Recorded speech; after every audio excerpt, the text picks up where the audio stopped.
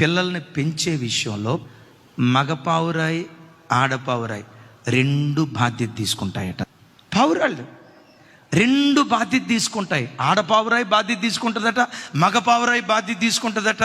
మగపావురాయి అయినా ఆడపావురాయి అయినా తన పిల్లలను పోషించేటప్పుడు జీర్ణవాహికలో పేరుకుపోయిన ఆహారాన్ని బయటకు తీసి, కొవ్వును బయటకు తీసి మగపావురాయి కూడా పోషిస్తుందట.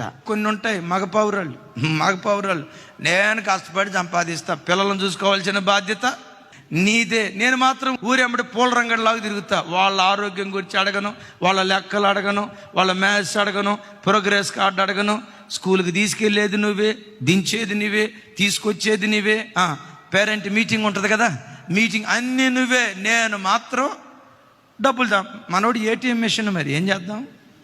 నీ పిల్లలు నీ దగ్గరికి వచ్చే, డాడీ ఏంటి డాడీ ఆ తాగుడు, ఏంటి డాడీ ఆ డ్రింకింగ్, ఏంటి డాడీ నీ జీవితం, ఏంటి డాడీ నువ్వు ఎలా నీ పిల్లలు నీ దగ్గరకు వచ్చి నిన్ను అడిగేటట్లుగా రోత బ్రతుక్కో, మాదిరిగా బ్రతుకో.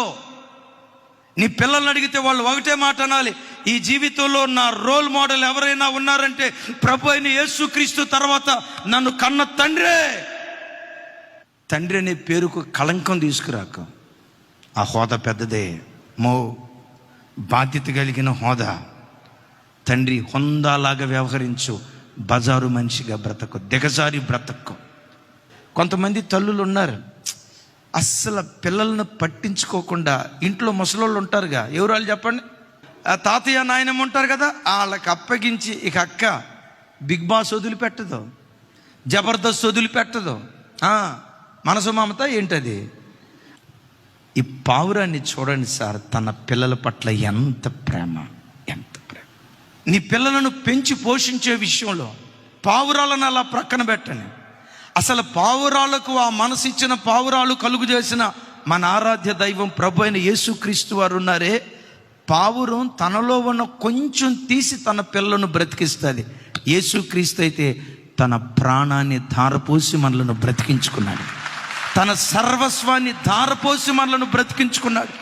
నాశనపు కోపంలో కొట్టుమిట్టాడుతుండగా, నరకపు పొలిమేరల్లో కొట్టుమిట్టాడుతుండగా, నరకాని పోవలసిన మనలను ఆశ్చర్యకరమైన వెలుగులోనికి నడిపించడానికి యేసుక్రీస్తు తన ప్రాణాన్ని ధారపోసాడు. నేనంట ఈ సృష్టిలో అసలు శిశులు తండ్రి ప్రభు అయిన యేసుక్రీస్తు వారు.